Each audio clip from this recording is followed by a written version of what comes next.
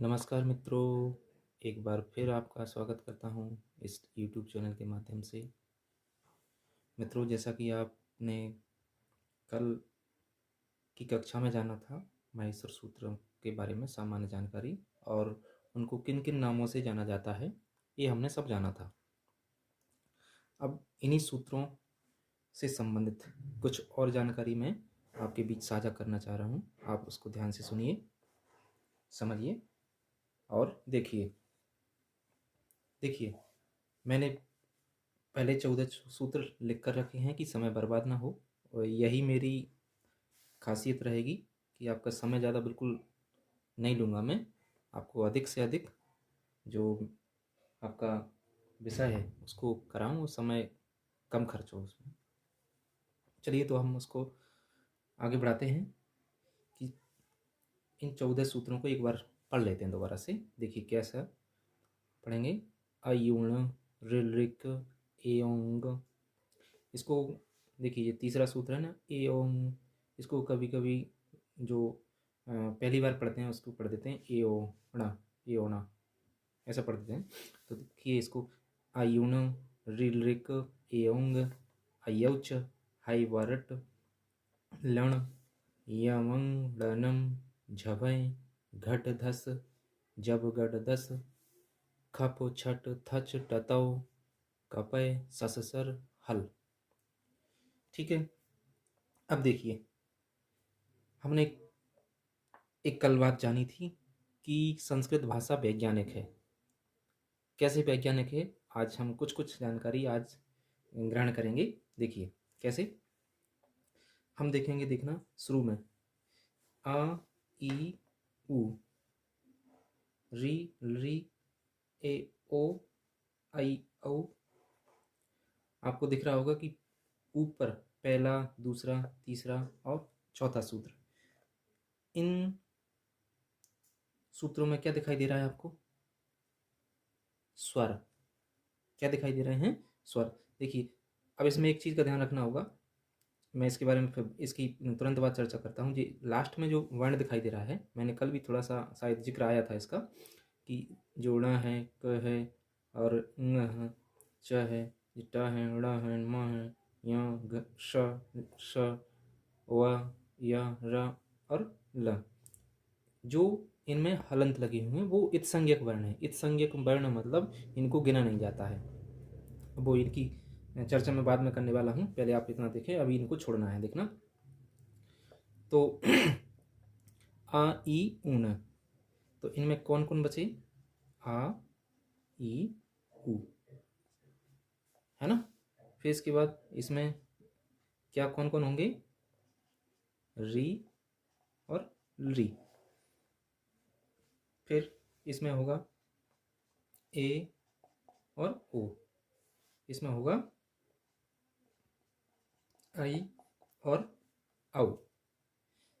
अब हम कहें कि जो पहले चार सूत्र हैं, कितने? चार सूत्र हैं। उन चारों सूत्रों में संस्कृत वर्णमाला के स्वर हैं। क्या हैं? संस्कृत वर्णमाला के स्वर हैं। अब देखिए उसके बाद देखना ह, य, व, र, ट, लर्ण। ठीक है। अब इसके बाद स्वर के बाद क्या है? देखिए, इस हा को अभी छोड़ दीजिए, मैं इसका भी पूरा डिटेल बताऊंगा कि य, व, र, ल, य, व, र, ल, यहाँ तक, ण तक। तो आप देखेंगे ये तो चारों वर्ण कौन कौन से हैं? य, व, र, ल। ये चारों वर्ण किस नाम से जाने जाते हैं? आपने हिंदी में पढ़ा होगा, संस्कृत में भी पढ़ा होगा। ये चारों वर्ण क्या हैं? अंतस्थ हैं। ठीक है, क्या है ये? अंतस्थ हैं। अब देखिए, अब अभी मैंने इनमें हलंत लगा दिए हैं। इनमें हलंत लगाने का मतलब है, अभी ये सूत्र में थे, उस पढ़ने की दृष्टि से, एक सुविधा की दृष्टि से नहीं था। वैसे हमें पता है कि जो व्यंजन वर्ण हैं वो स्वर के बिना होते हैं। तो स्वर के बिना होते हैं तो इसी रूप में लिखा जाएगा। तो देखो, वैज्ञानिकता का एक तथ्य हमें समझ में आ रहा है कि पहले जो स्वर है ना, स्वर के बाद अंतस्थ आए हैं। अंतस्थ क्यों आए हैं थोड़ा सा हम जानेंगे कि अंतस्थों को अर्धस्वर भी कहा जाता है। तो अब सही बात है कि स्वर के बाद आधे स्वर हों वही तो आए पहले, लेकिन हिंदी में क्या होता है, ये या व र ला लास्ट में दिए रहते हैं। तो हम कह सकते हैं कि संस्कृत भाषा वैज्ञानिक है। ठीक है। अब देखिए आगे अपन हिंदी वर्णमाला से कोरिलेटेड करते हुए देख पढ़ते हैं। देखो इया म ng ड़ न म, ये जो 7वां सूत्र है ना, इसमें जो हम वर्णमाला लिखेंगे आगे वो भी जानेंगे। यमंगणम वर्ग का पंचम अक्षर आया है कि नहीं, है ना। या चाचा दादा यहाँ में, फिर ताता दादा ना, पापा बाबा माँ, काका गंगा, टाटा डाडा, इस तरह से पांचों वर्ण आ गए, पंचम वर्ण। फिर देखिए जी कौन से हैं, पांचवा वर्ण। अब देखिए इसमें झ भ य घ ढ ध स। अब देखिए 8वां जो 9वां सूत्र है उसमें कौन से आ गए, कौन से दिख गई, सॉरी ये झवाए आपके लिए में झवाए, चौथा है ना। दोनों में, दोनों सूत्रों में वर्ग का चौथा वर्ण आया है, देखिए है। अब देखिए आगे चलते हैं, ज व ग ड द, ये कौन सा वर्ण है वर्ग का, वर्ग का कौन सा है, तीसरा है, तीसरा। अब आगे चलते हैं, ख फ छ ठ था, यहाँ तक रुक जाइए आप। ये कौन सा वर्ण है, दूसरा, वर्ग का दूसरा वर्ण, मतलब जो पांचों वर्ग है ना उनके दूसरे वर्ण आ गए। अब देखिए च ट त ओ, फिर क प। अब देखो यहाँ च आ गया, यहाँ ट त, तीन जो हो गए और दो ये हो गए, तो इनमें कौन कौन हुए, पहला, पहला हुआ और दूसरे भी हैं ऊपर में जो लिखा है इस तरह से। अब देखिए फिर आ गया क्या, श श श र हल। अब देखिए जी कौन से वर्ण कहलाते हैं हम जानते हैं, कौन से हैं, ऊष्म वर्ण जानते हैं ना इनके, इनको। अब देखिए इनमें से प्रश्न ऐसे ही बनते हैं, कैसे बनते हैं, आपको इस तरह से पूछ लिया जाएगा कि पंचम वर्ण किस सूत्र में आता है, पंचम वर्ण किस सूत्र में आते हैं, तो आपका उत्तर क्या होगा, 7वें सूत्र में। फिर प्रश्न बनता है कि पहला वर्ण कौन कौन से सूत्र में आते हैं, तो देखिए यहाँ देखिए च ट त क प, च ट त क प, तो 11 और 12 दो सूत्र में आ गए। कौन कौन सा, पहला और दूसरा भी आ गया, वो 11वें में आ गई, ख फ छ ठ थ। तो प्रश्न यहाँ से इस तरह से बनेंगे, आप प्रश्न यहाँ से बनेगा कि जो ऊष्म वर्ण हैं वो कौन से सूत्र में आते हैं, तो कौन सा उत्तर होगा आपका, 13 और 14, ठीक है ना। तो देखिए दोबारा से हम जान लें कि यदि प्रश्न पूछा जाता है कि संस्कृत वर्णमाला के स्वर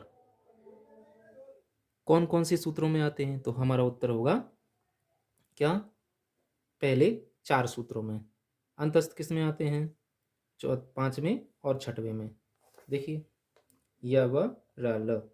अब देखो जी यहाँ हम हिंदी में लिखते हैं, कैसे लिखते हैं, या र ल व, इसका भी मैं कारण बताऊंगा, इतना बढ़िया तरीका बताऊंगा कि इनको इसमें इस तरह से क्यों रखा गया है, तो आपको यकीन होगा कि हाँ वास्तव में वैज्ञानिक, जो नए व्यक्ति हैं पढ़ने वाले उन्हें पता चलेगा कि हाँ वैज्ञानिक है, इस तरह से वैज्ञानिक।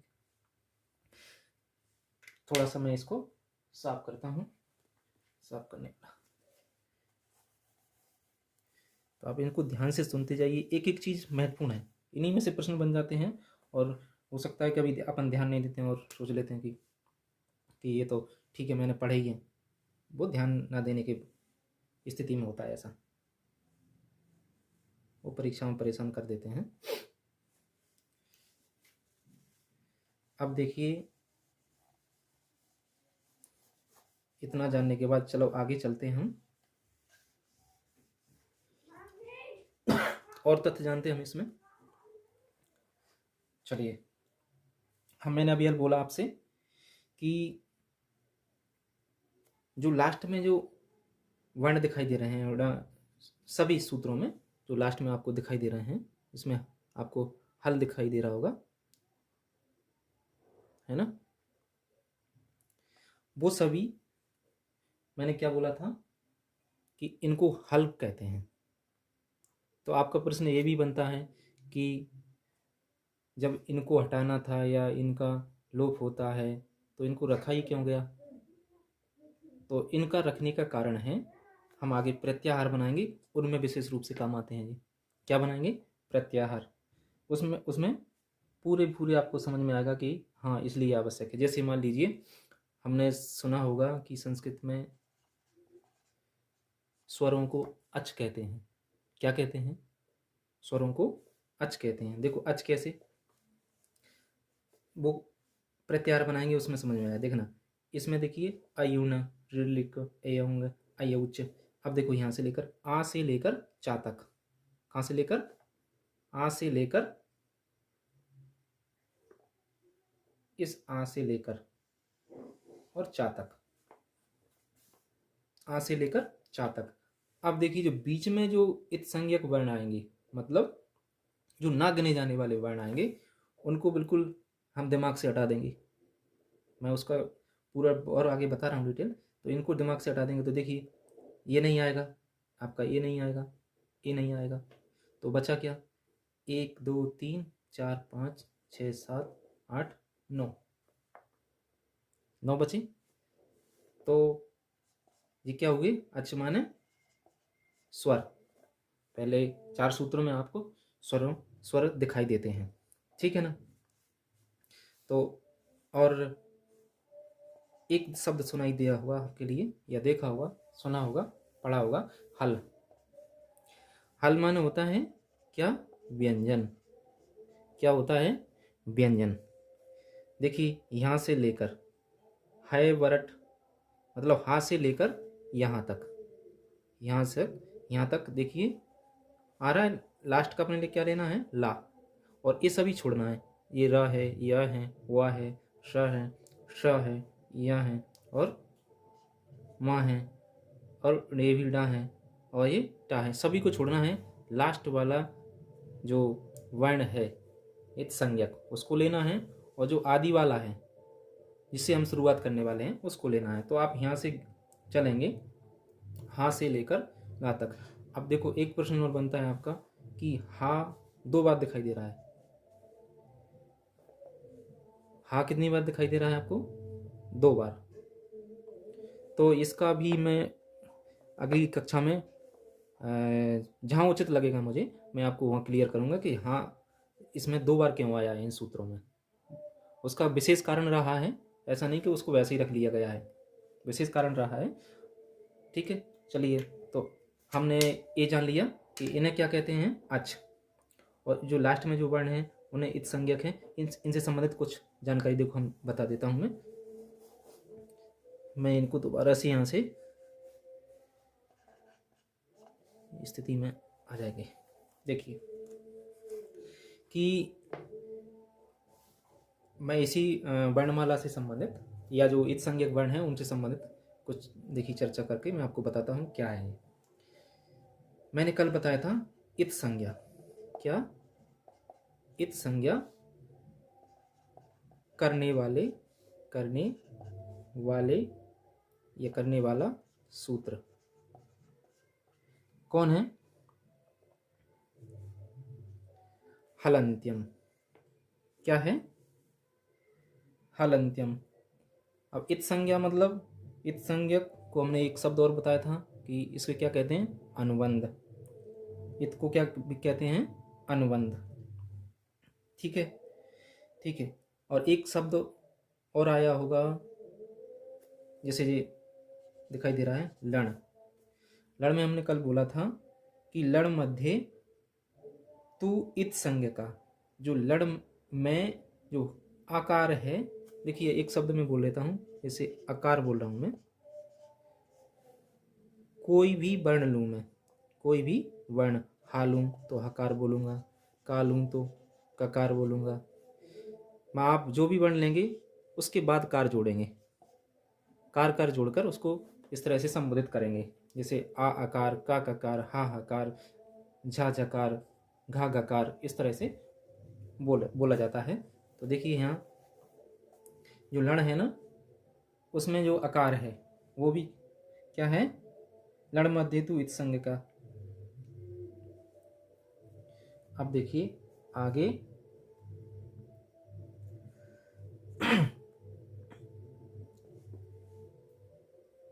तीन चार सूत्र हैं, उन सूत्रों को हम जान लें। ठीक है, मैंने लिखा है कि इत संज्ञा करने वाला सूत्र। तो देखिए मैं लिख रहा हूं, उपदेशे, उपदेशे अजनु नासिक इत। इसको ध्यान से देखिए, इसको आप थोड़ा सा देखना, इस तरह से मिला के देखेंगे। मैं लिख रहा हूं पहले हलंत्यम, क्या, हलंत्यम। देखिए ये वाला सूत्र है ना, ये कहता है कि जो हल वर्ण है अंतिम, कौन सा, हल जो लास्ट में दिखाई दे रहा है आपके लिए, ण क ङ च ट, तो हलंत्यम।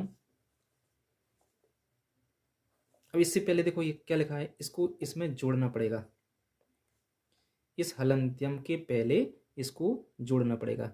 इसका कारण मैं बता रहा हूँ कि ये अलग नहीं है, महर्षि पाणिनि की जो अष्टाध्यायी है उसमें इस तरह से सूत्रों को लिखा गया है कि कुछ सूत्रों का जो भाग है पीछे से लेना पड़ता है, मतलब उनको अध्याहार करना पड़ता है।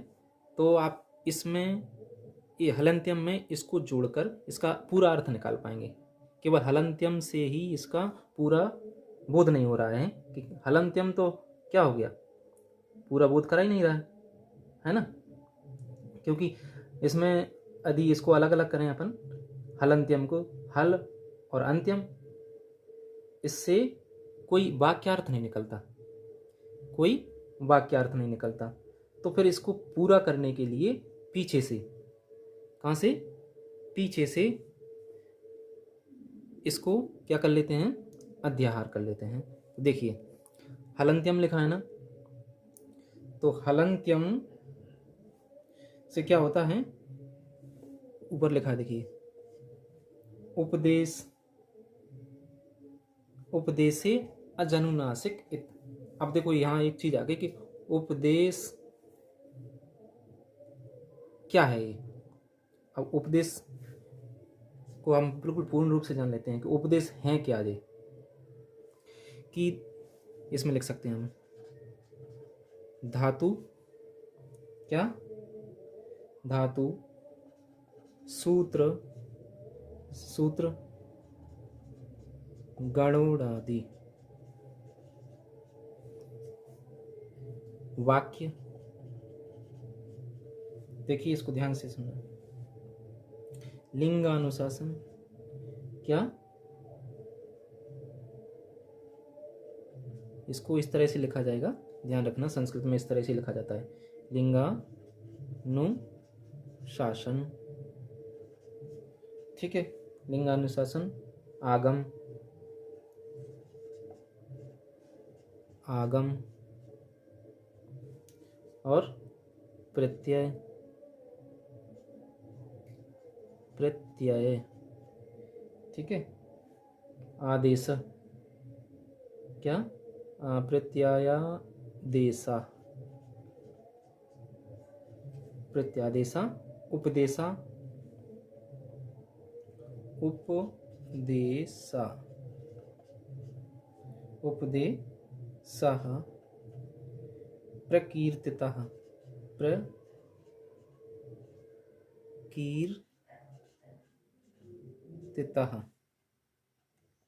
इसको थोड़ा सा आप दिख रहा है क्या? हाँ दिख तो रहा है, ठीक है। अब देखो मैं बता दूं, जो ऊपर लिखा है ना उपदेशे अजनुनासिक इत,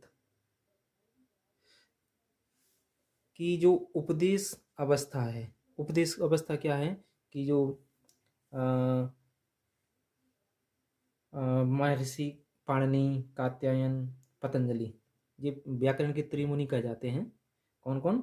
पाणिनि, कात्यायन और पतंजलि। इन तीनों ने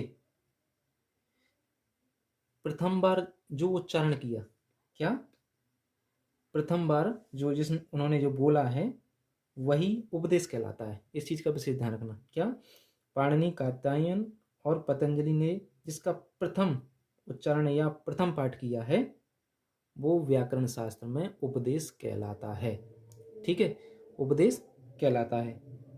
अब देखिए ये सभी क्या हो गए? उपदेश हो गए। धातु, सूत्र, गण, उणादि, वाक्य, लिंगानुशासन, आगम, प्रत्यय, आदेश, उपदेश। ठीक है ना? तो सभी में यदि क्या है, क्या है, जैसे मान लीजिए मैं लिख रहा हूं गम, गम धातु है, तो ये तो क्या हो गया? क्या हो गया? उपदेश हो गया।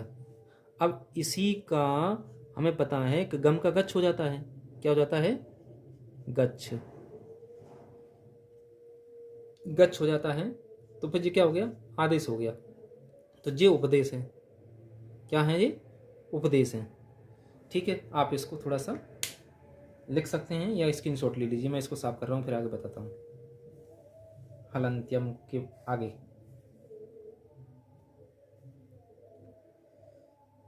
ठीक है, चलिए।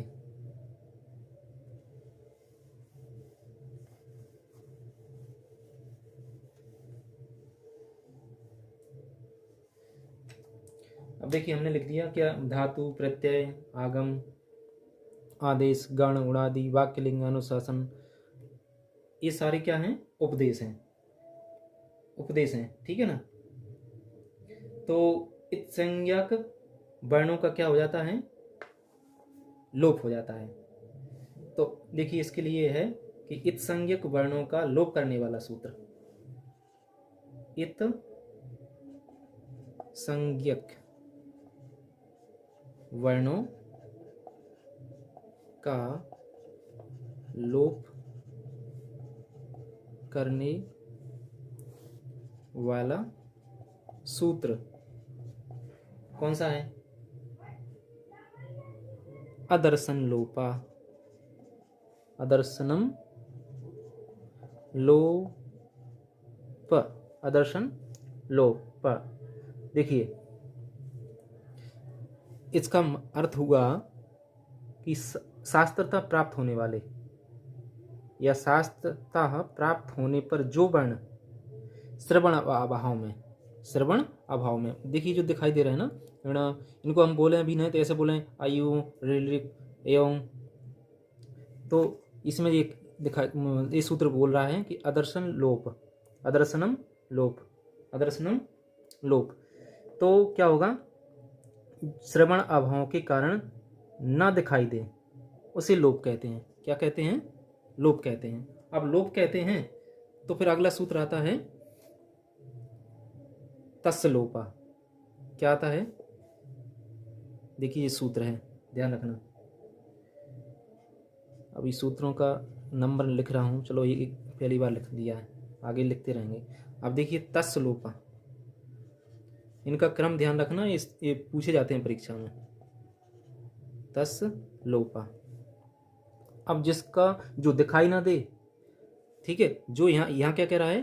जो दिखाई ना दे, और दिखाई ना दे तो उसका लोप हो जाए। तस्य माने होता है उसका, जो दिखाई ना दे उसका लोप हो जाए, जो दिखाई ना दे उसका लोप हो जाए। तो देखो इसका ये कहता है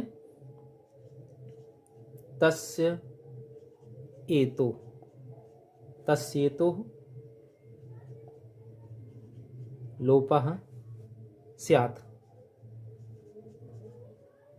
मतलब उसका लोप होवे। ठीक है। अब तस्य अर्थात जो इत्संज्ञक वर्ण का लोप हो जाएगा।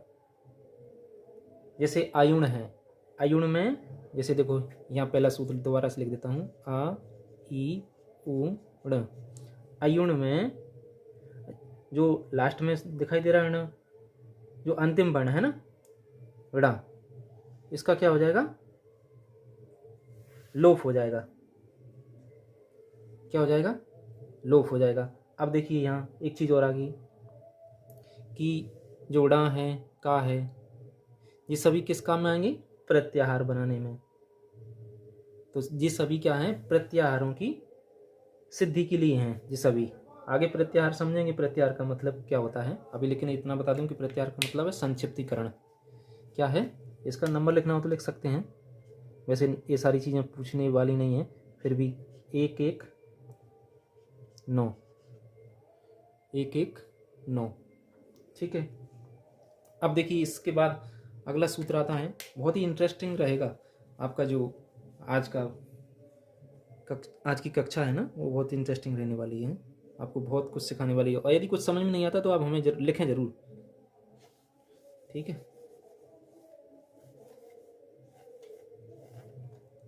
अब देखिए हमने जान लिया कि उपदेश से अजनुनासिक इत, मतलब जो उपदेश अवस्था में जो भी हैं वो हलंत वर्ण है, वो उसका लोप होगा, इत संज्ञक होंगे, सॉरी इत संज्ञक होंगे। और इत संज्ञक होंगे तो इत संज्ञक मतलब जो दिखाई ना दे या जो श्रवण अभाव हो उसका, तो उसका तसलोपा से लोप हो जाए। क्या हो जाए, तसलोपा से लोप। अब देखिए आगे जाने, अनुबंध, अनुबंध। ठीक है। अनुबंध क्या है, इसके बारे में लिखें, जो अक्षर इत होते हैं, जो अक्षर इत होते हैं वे इस प्रकार हैं। देखना, वे इस प्रकार हैं। अब इन सूत्रों को बिल्कुल ध्यान से समझना है। ठीक है। कौन कौन है, एक तो हमने जान लिया उपदेश की अवस्था में आने वाले हल, आने वाले हल वो हो जाएंगे। ठीक है। नंबर 1 लिख लेते हैं, ऐसे लिख लेते हैं, उपदेश, उपदेशों के अंत में आने वाला हल, आने वाला हल। ठीक है। दूसरा क्या क्या हमने ऊपर लिखा था, वो धातु, प्रत्यय, आगम, आदेश, गणोणादि, लिंगानुशासन, सूत्र, धातु, ये सभी क्या हैं, उपदेश अवस्था में। तो उपदेश के मूल में स्थित कौन, अनुनासिक स्वर। कौन से स्वर, अनुनासिक स्वर। एक चीज और जो हमने पहले सूत्र लिखा था, उपदेशे अजनुनासिक इत, चलो मैं दोबारा से लिख देता हूं इसको, धातु, प्रत्यय, आगम, आदेश, आगम, आदेश आदि। आप आगे जो हमने पहले लिख चुके हैं आप लिख सकते हैं। ठीक है। ये क्या है, उपदेश, उपदेश है, हमने जाना अभी। उपदेश के मूल में, उपदेश के मूल में स्थित,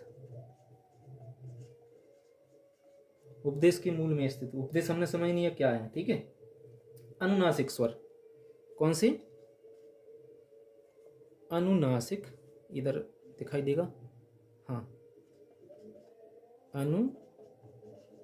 नासिक स्वर,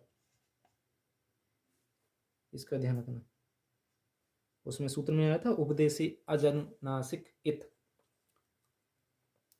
तो क्या हो गया, अनुनासिक स्वर, ये भी क्या है, इत हो जाएंगे। ठीक है, आप इसको इसकी नोट लीजिए। आगे मैं और लिखता हूँ, ये 4-5 प्रकार के तथ्य हैं, और ये बहुत आगे काम देने वाले हैं ये सारी चीज़ें। किसका अनुबंध होगा, किसका लोप होगा, कौन कौन का लोप होगा, वो भी जानेंगे हम। ठीक है, चलिए मैं साफ कर देता हूँ। तीसरा बिंदु महत्वपूर्ण, किसी धातु के आदि में, देखिए इसको ध्यान से देखिए, किसी धातु, धातु माने क्रिया, किसी धातु के आदि, क्या, आदि में प्रयुक्त, कौन कौन, एक तो ई, ठीक है, और टू और डू। देखिए इसका एक सूत्र है, क्या है, आदिरिंग टुड़वा, क्या है, आदिरिंग टुड़वा। बड़ा अजीब लग रहा होगा सुनने में आपके लिए, लेकिन देखिए यहाँ लिखिए आप,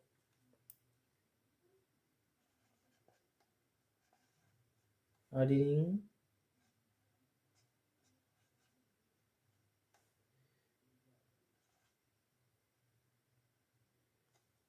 आदिरिंग टू डुआ। ठीक है, देखिए कि किसी प्रत्यय के आदि में आने वाले, क्या, ध्यान से देखना, किसी धातु के आदि में प्रयुक्त, कौन कौन, ध्यान रखना, किसी धातु के आदि, आदि माने पहले, है ना, आदि माने पहले, अंत माने बाद में, तो किसी धातु के आदि में प्रयुक्त कौन कौन, ई, टू, डू। ठीक है, आते हैं तो इनकी भी क्या होती है, संज्ञा। चलिए अगला तथ्य, किसी प्रत्यय, ध्यान रखना, किसी प्रत्यय के आदि, प्रत्यय पढ़ेंगे आप, ध्यान रखना, इनको ध्यान रखना, जो अभी लिख रहे हैं हम उसको विशेष रूप से ध्यान रखना। आदि में आने वाले,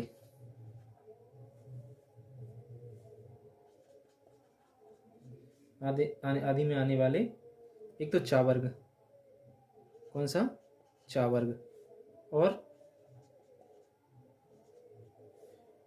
टा वर्ग, कौन कौन सा, चा वर्ग और टा वर्ग,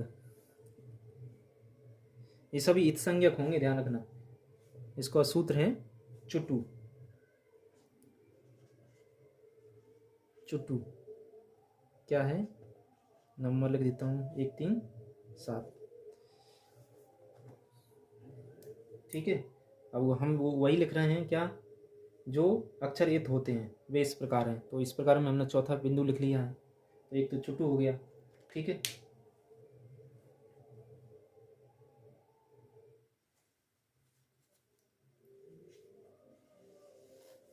याद करते रहना इनके लिए, नहीं तो फिर हम दोबारा से समझाना पड़ेगा कि क्या है। अगला तथ्य देखिए, 5वां है, किसी प्रत्यय के आदि में आने वाला श, किसी प्रत्यय के आदि में, अब ये प्रत्यय में आदि में आने वाला, क्या, ये मूर्धन्य निशा। ठीक है, इसका सूत्र लिखे हम,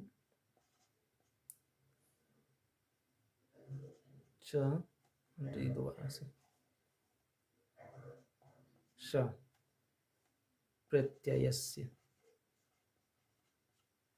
प्रत्ययस्य सूत्र नंबर है 1, 3, 6। ठीक है, मतलब जो प्रत्यय होगा उसके आदि में आपको सा दिखाई दे रहा है तो भी वो क्या है, इत संज्ञक है। इत संज्ञक का बड़ा महत्व आगे हम जानेंगे। अब आगे लिखिए,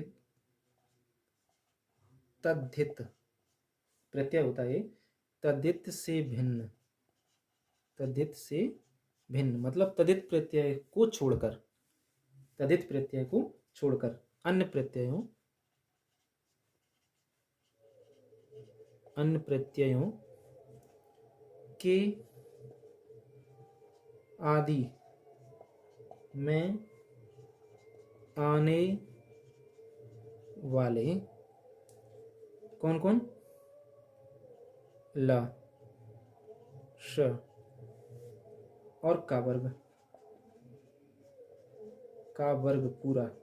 ध्यान रखना इसके लिए कि तदित प्रत्यय से भिन्न मतलब तदित प्रत्यय से और कोई भी प्रत्यय है उनके आदि में आने वाले कौन, ल, श और का वर्ग पूरा, तो वो भी क्या है, इत संज्ञक हैं। एक एक चीज ध्यान रखना, ये बहुत इंपॉर्टेंट चीजें हैं, आगे हम नहीं तो पूरा कुछ कर नहीं पाएंगे। इन सभी को क्या कहा जाता है, इन इत संज्ञकों को क्या कहा जाता है, लोप, इन इत संज्ञकों का लोप हो जाता है। ठीक है, अब देखिए, अब यहाँ ये लोप कब होगा, ये कंडीशन है यहाँ, लिखिए, लिख सकते हैं आप, इनका ऐसे लिखो, पर इनका उपयोग कहाँ होगा, दूसरे प्रकार से होता है, इनका उपयोग दूसरे प्रकार, दूसरे प्रकार से होता है। मतलब ये अनुबंध है, जो अनुबंध है, ये अनुबंध प्रायः वृद्धि हो, क्या हो, वृद्धि हो, गुण हो, है ना, आगम हो, आदेश हो, मैं इन पर भी चर्चा करने वाला हूँ जी, आगम, आदेश, गुण, वृद्धि सारे, है ना, क्रम से आप जो भी चीज पढ़ रहे हैं उसको ध्यान से पढ़ें। आदेश, उदात्त आदि स्वर, उदात्त स्वर होते हैं ना, उदात्त आदि स्वर प्रवृत्ति प्रक्रियाओं